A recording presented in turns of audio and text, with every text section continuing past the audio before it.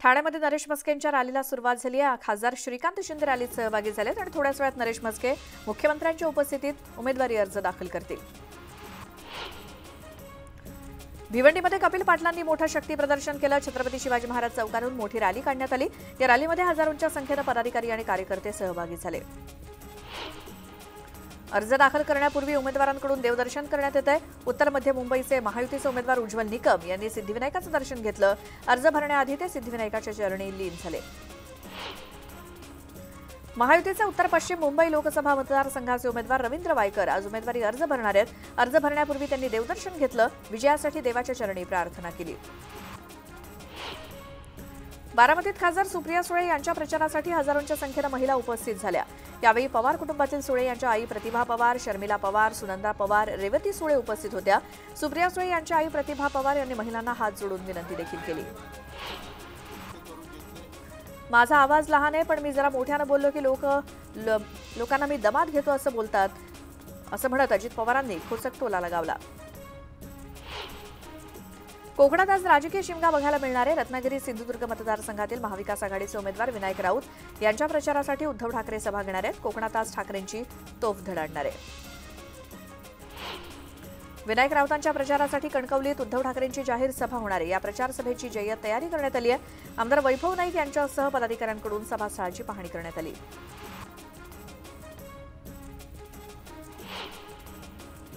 उद्धव ठाकरेंची आज धाराशिवमध्ये जाहीर सभा होणार आहे। मात्र त्याआधी तानाजी सावंतांनी ओमराजे निंबाळकरांना कार्टूनच्या माध्यमातून डिवचले। तेरणा कारखान्यातील भंगारचोर असा उल्लेख करत तानाजी सावंतांनी निंबाळकरांवरती बॅनरच्या माध्यमातून हल्ला चढवला। महाडमध्ये हेलिकॉप्टर क्रॅशची दुर्घटना घडली। सुषमा अंधारेंना घ्यायला गेलेलं हेलिकॉप्टर क्रॅश झालं आणि सुषमा अंधारे हेलिकॉप्टरमध्ये नसल्यानं त्या आणि पायलट दोघेही सुरक्षित आहेत। मी काय बघते आणि काय बघत नाही यापेक्षा मी विचारलेला प्रश्न खरा आहे की खोटा हे सांगावं असं म्हणत सुषमा अंधारेंनी केलेल्या टीकेला चित्रा वाघ यांनी प्रत्युत्तर दिलं। तसंच आदित्य ठाकरेंनी इकडे तिकडे उचापत्या करण्यापेक्षा प्रश्नांची उत्तरं द्यावी असा हल्लाबोल त्यांनी केला। केंद्रीय गृहमंत्री अमित शहा आज महाराष्ट्र दौऱ्यावरती आहेत। अमित शहा रत्नागिरी आणि सांगलीमध्ये प्रचार सभा घेणार आहेत। महायुतीचे उमेदवार नारायण राणे आणि संजय काका पाटील यांच्या प्रचारासाठी अमित शहा आज 2 सभा घेत आहेत। येत्या 10 मे रोजी पंतप्रधान नरेंद्र मोदी यांची नंदुरबारमध्ये जाहीर सभा होणार आहे। यावेळी महायुतीच्या भाजपच्या उमेदवार डॉक्टर हिना गावित यांच्या प्रचारासाठी मोदी जाहीर सभा घेत आहेत। राज्यात प्रचारासाठी राहुल गांधी दुसऱ्यांदा मैदानात उतरलेत। रवींद्र धंगेकरांसह महाविकास आघाडीच्या इतर उमेदवारांसाठी पुण्यात राहुल गांधींची सभा होणार आहे। पुणे, शिरूर, मावळ आणि बारामतीच्या महाविकास आघाडीच्या उमेदवारांसाठी राहुल गांधी एकत्रित सभा घेत आहेत। शरद पवार आज रावेर लोकसभा मतदारसंघाच्या दौऱ्यावरती आहेत। यावेळी महाविकास आघाडीचे उमेदवार श्रीराम पाटील यांच्या प्रचारासाठी ते जाहीर सभा घेणार आहेत। खडसेंच्या वाले किल्ल्यात शरद पवारांची तोफ कुणावर धडाडणार याकडे सर्वांचं लक्ष लागलंय। वाघ समोरून हल्ला करतो, लपून कारस्थान करत नाही असं म्हणत संजय राऊतांनी विश्वजित कदमांना टोला लगावला। विश्वजित कदमांनी वाघ असल्याचं सिद्ध करावं। 4 जूनला ते वाघ आहेत की नाहीत हे कळेल असं राऊत म्हणाले।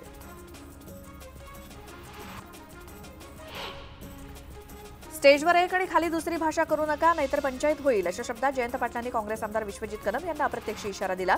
चंद्रहार पाटलांच्या प्रचारार्थ उद्धव ठाकरेंच्या उपस्थितीत पार पडलेल्या जाहीर सभेत जयंत पाटलांनी हा इशारा दिला। बारामती लोकसभा मतदारसंघातील उमेदवारांच्या निवडणूक प्रचार यंत्रणेच्या खर्चाचा ताळमेळ लागत नसल्यानं निवडणूक निर्णय अधिकाऱ्यांनी सुप्रिया सुळे आणि सुनेत्रा पवार या दोन्ही उमेदवारांना नोटीस बजावली। अधिकाऱ्यांकडील शॅडो रजिस्टर खर्चात तफावत आढळून आली आहे आणि खर्चाचा ताळमेळ बसत नसल्याचं नमूद करत दोन्ही उमेदवारांना नोटिशीवरती 48 तासात खुलासा करण्याचे आदेश देण्यात आलेत। लोकसभेच्या उमेदवार अर्चना पाटील यांना निवडणूक आयोगानं कारणे दाखवा नोटीस बजावत खुलासा मागवलाय।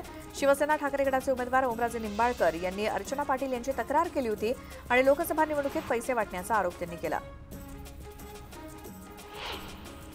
भाजपमध्ये प्रवेश करणार असल्याचं जाहीर केलं असलं तरी देखील एकनाथ खडसेंचा अद्यापही भाजपात काही पक्षप्रवेश झालेला नाही।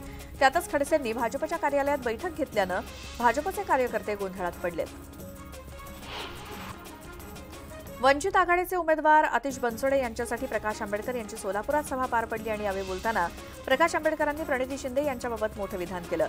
इथला जो उमेदवार आहे तो परिवारासह भाजपमध्ये जाणार आहे आणि आंबेडकरांच्या या विधानानं राजकीय वर्तुळात चर्चांना उधाण आलंय। प्रचार सभेत बोलताना पंकजा मुंडेंनी दिल्लीत नव्हे तर महाराष्ट्रात काम करण्याची इच्छा व्यक्त केली। लोकांची काळजी घेण्यासाठी मी राज्यात असलं पाहिजे, मात्र मला वर पाठवलं जाते, पण मी तिथूनही तुमची काळजी घेईन असं वक्तव्य भाजपच्या नेत्या पंकजा मुंडेंनी केलं।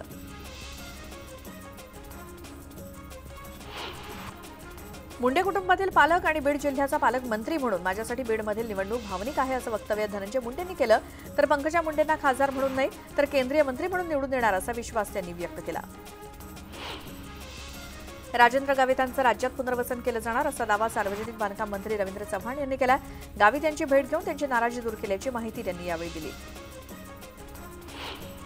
अहमदनगरमध्ये खासदार डॉक्टर सुजय विखे यांच्या विरोधात माजी आमदार निलेश लंके यांच्यात लढत होते। या दोघांपुढे निवडून येण्याचा दावा करण्यात येत असून प्रचार शिगेला पोहोचलाय। विखेंनी कोणतीही कामं केली नसल्याचा आरोप लंकेंनी केला, तर निलेश लंकेंना लोकांचा प्रतिसाद मिळत नसल्याचा दावा विखेंनी केला। अहमदनगर दक्षिण लोकसभा मतदारसंघातील महाविकास आघाडीचे उमेदवार निलेश लंके यांनी सुजय विखेंवरती कांद्याच्या मुद्द्यावरून टीका केली होती। यावरून विखेंनी लंकेंचा समाचार घेतला। 4.5 वर्षांपासून सत्ताधारी आमदार असताना कांद्याच्या प्रश्नावरती तुम्ही काय केलं असा सवाल विखेंनी केला। तर लोकसभेच्या तिकिटासाठी राजीनामा देण्यापेक्षा कांद्याच्या प्रश्नावर आणि दुधाच्या प्रश्नावरती तुम्ही राजीनामा दिला असता तर तुमचा सत्कार केला असता असा खोचक टोला सुजय विखेंनी लगावला।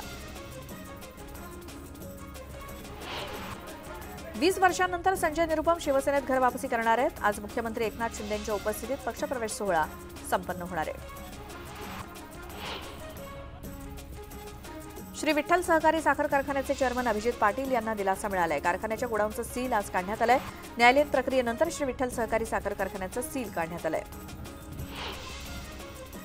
नागपूरच्या वाठोडा परिसरात 600 कोटींचा भूखंड भाजप आमदाराच्या संस्थेला 1 रुपया प्रति चौरस फूट दरानं दिल्यामुळे काँग्रेस आक्रमक झाली आहे। मनपा निवडणुका न झाल्यानं नागपूर महानगरपालिकेवरती प्रशासन राज सुरू असताना कोट्यवधींची जमीन कवडीमोल भावात देण्यास आमदार विकास ठाकरेंनी विरोध केला।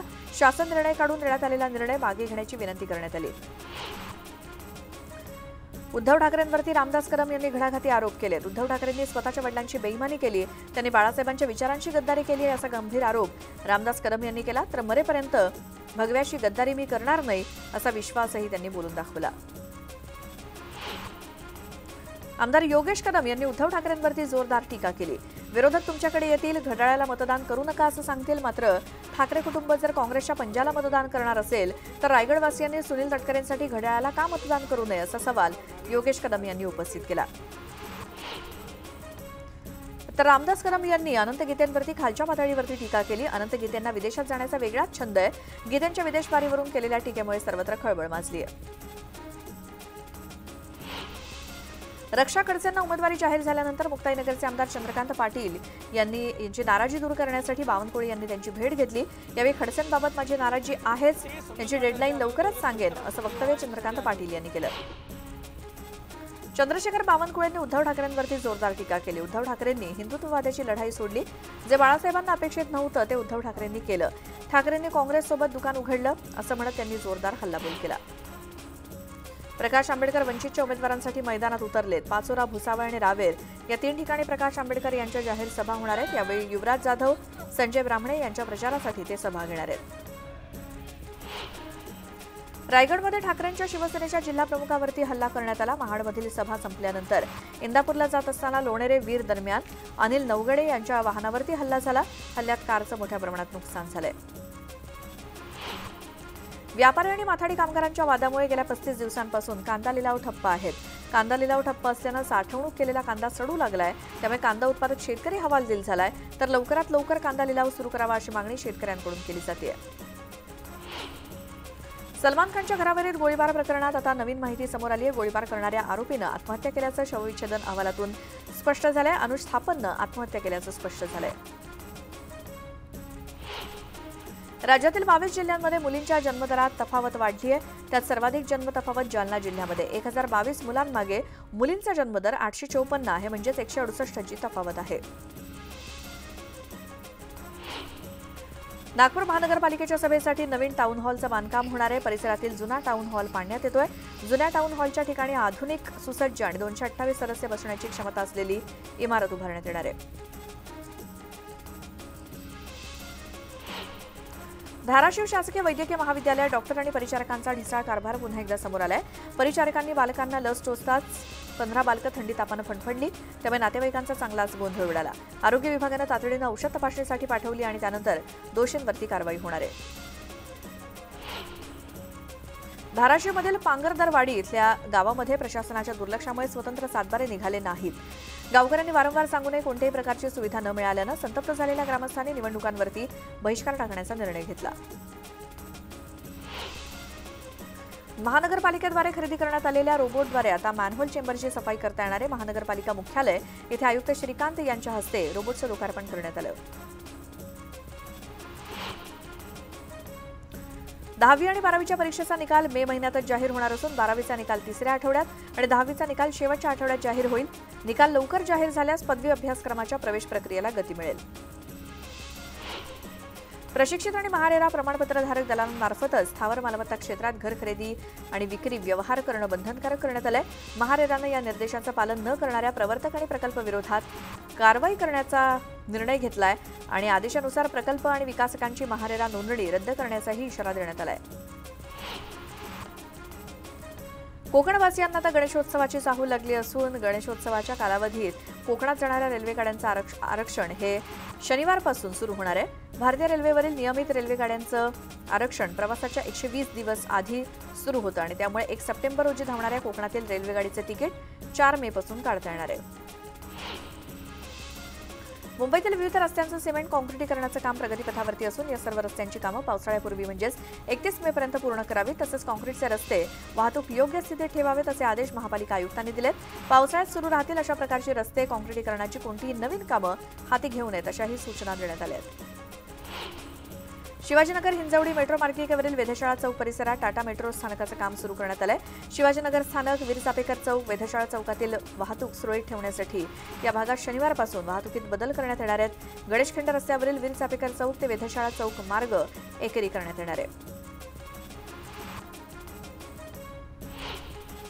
सरहद्दी लेखापाल अभ्यासक्रमाच्या परीक्षांबाबत महत्त्वाचा निर्णय घेण्यात आलाय. त्यानुसार फाउंडेशन आणि इंटरमिजिएट स्तराची परीक्षा उत्तीर्ण होण्याची उमेदवारांना आणखी एक संधी मिळणार आहे. या अभ्यासक्रमातील इंटरमिजिएट आणि फाउंडेशन परीक्षा वर्षातून 3 वेळा घेण्याचा निर्णय घेण्यात आलाय. मे, जून, सप्टेंबर आणि जानेवारीमध्ये या परीक्षा घेतल्या जाणार आहेत. मराठवाडा आणि विदर्भात मे महिन्यातील उष्णतेच्या प्रमाणात अधिक वाढ होणार आहे. या महिन्यात जवळपास 8 दिवस उष्णतेची राहण्याची शक्यता आहे. त्यामुळे नागरिकांनी उन्हापासून स्वतःची काळजी घ्यावी असं आवाहन प्रशासनानं केलंय. वादळी पावसानं उघडीप देताच राज्यामध्ये उन्हाचा चटका वाढलाय. विदर्भ, मध्य महाराष्ट्रात होरपळ वाढली आहे. कोकणात उष्ण आणि दमट हवामानाचा अंदाज असून तुरळक ठिकाणी उष्ण लाटेचा इशारा देण्यात आलाय. उर्वरित राज्यात उन्हाची ताप कायम राहण्याची शक्यता हवामान विभागानं वर्तवली आहे. मे महिन्यामध्ये देशाच्या बहुतांश भागात कमाल तापमान सरासरीपेक्षा अधिक राहणार आहे. विदर्भ, मराठवाड्यात उष्णतेच्या तीव्र लाटा येण्याची शक्यता आहे, तर कोकण, मध्य महाराष्ट्रात कमाल तापमान सरासरीपेक्षा अधिक राहण्याचा अंदाज हवामान विभागानं वर्तवला आहे. देशात उष्णतेची लाट पसरली असून नवी मुंबईचा पारा देखील 40 अंशांवरती पोहोचलाय. त्यामुळे प्रशासनाकडून उष्णतेच्या लाटेबाबत अलर्ट जारी करण्यात आलाय. अशा परिस्थितीत 3 ते 15 वर्ष वयोगटातील मुलांमध्ये डिहायड्रेशनचे प्रकार वाढण्याची शक्यता असल्यानं पालकांनी अत्यंत सावध राहणं गरजेचं आहे. राज्यामध्ये पुढचे 4 दिवस हवामान कोरडं राहण्याची शक्यता असून 3 ते 4 दिवसापासून मुंबईला उष्णतेच्या लाटेचा फटका बसत होता. मात्र गुरुवारी मुंबईचं कमाल तापमान 35 अंश सेल्सिअसच्या खाली आलं. त्यामुळे मुंबईकरांची उकाड्यापासून काहीशी सुटका होणार आहे. सोलापूर शहरामध्ये 2 दिवस उष्णतेच्या लाटेची शक्यता वर्तवण्यात आली आहे. सोलापुरात 6 मे पर्यंत तापमान वाढ होणार असून सोलापुरात तापमानाचा पारा 43 अंशांवरती जाणार असल्याचा अंदाज हवामान खात्याकडून वर्तवण्यात आला आहे. यंदा मान्सून पूर्व म्हणजेच एप्रिल ते जून दरम्यान भरतीचा मोठा धोका नाही, परंतु मान्सून दरम्यान यंदा जोरदार भरती येणार आहे. त्यामुळे मुंबईकरांसाठी अलर्ट जारी करण्यात आला आहे. मुंबईच्या समुद्रात यंदा 4.84 मीटरपेक्षा जास्त हायटाईड येण्याची शक्यता आहे. नाशिकमधील चणकापूर धरणातून देवळ्याच्या 6 तर कळवणच्या 3 गावांसाठी पाण्याचं आवर्तन सोडण्यात आलंय. त्यामुळे पाणी टंचाईनं हैराण झालेल्या नागरिकांना आता काही अंशी दिलासा मिळालाय. अमरावती जिल्ह्यातील मेळघाटात भीषण पाणी टंचाईचं संकट निर्माण झालंय. मेळघाटामधील खडीमल गावात 3 दिवसात टँकरनं पाणी पुरवठा होतोय. टँकरचं पाणी विहिरीत सोडलं जातं आणि तेच गढूळ पाणी नागरिकांना प्यावं लागतंय. त्यामुळे नागरिकांच्या आरोग्याचा प्रश्न ऐरणीवर आलाय. वाशिम जिल्ह्यात मोठ्या प्रमाणात उन्हाळी मुगाचं उत्पादन घेतलं जातंय. मात्र यंदाच्या हंगामात वातावरणात सातत्यानं बदल होत असल्यानं मूग उत्पादनात शेतकरी देखील चिंतेत सापडलाय. देशातील साखर हंगाम अंतिम टप्प्यात पोहोचलाय. एप्रिल अखेर देशात 315 लाख टन साखरेचं उत्पादन झालं. गेल्या वर्षीपेक्षा साखरेचं उत्पादन काहीसं कमी असलं तरी उतार्यात मात्र गेल्या वर्षीपेक्षा आघाडी आहे. मागील काही वर्षांपासून शेतकऱ्यांनी थेट ग्राहकांपर्यंत आंबा पोहोचवण्यास सुरुवात केली. कोकणातून थेट आंबा विक्रीसाठी मुंबईत आलाय. आंबा महोत्सवाच्या माध्यमातून थेट आंबा ग्राहकांपर्यंत पोहोचवला जात असल्यानं मध्यस्थींची साखळी कमी झाली असून शेतकऱ्यांना चांगला भाव मिळालाय. लोकसभा निवडणुकीच्या आचारसंहिता काळात नंदुरबार पोलिसांनी दारू, गुटखा आणि गांजा तस्करांवरती कारवाई केली. या कारवाईत 3,08,59,000चा मुद्देमाल पोलिसांनी जप्त केलाय. जिल्ह्यात 26 ठिकाणी पोलिसांकडून वाहनांची कसून चौकशी केली जाते. नागपूर पोलिसांनी गोंदिया जिल्ह्यात ऑनलाईन गेमिंग प्रकरणात धाड टाकून 17 कोटी रुपये रक्कम आणि 2,44,00,000 रुपयांचे सोने चांदीचे दागिने जप्त केलेत. या प्रकरणी बुकीच्या जप्त केलेल्या मालमत्तेच्या कस्टडीसाठी 40 कोटी रुपयांचा बॉन्ड जमा करा असे निर्देश जिल्हा सत्र न्यायालयानं आयकर विभागाला दिलेत. नागपुरात कायदा सुव्यवस्थेचा प्रश्न ऐरणीवरती आलाय. चोरट्यांनी चक्क ट्रॅफिक पोलीस बूथवरतीच डल्ला मारला. शहरातील 3 स्मार्ट ट्रॅफिक बूथमधील 50,000च्या साहित्याची चोरी झाली आहे. त्यामुळे नागपुरात खळबळ माजली आहे. मावळमध्ये उन्हाच्या उकाड्यापासून मुक्ती मिळवण्यासाठी कुंडमळ्याच्या पाण्यात उतरलेल्या 2 चुलत भावांचा बुडून मृत्यू झालाय. पाण्याच्या खोलीचा अंदाज न आल्यानं दोन्ही भाऊ बुडलेत. दोघांचे मृतदेह रेस्क्यू टीमनं बाहेर काढलेत. या घटनेनं मात्र कुटुंबावरती शोककळा पसरली आहे. या बातम्यांचा इथे वेळ झाली एका छोट्याशा ब्रेकची.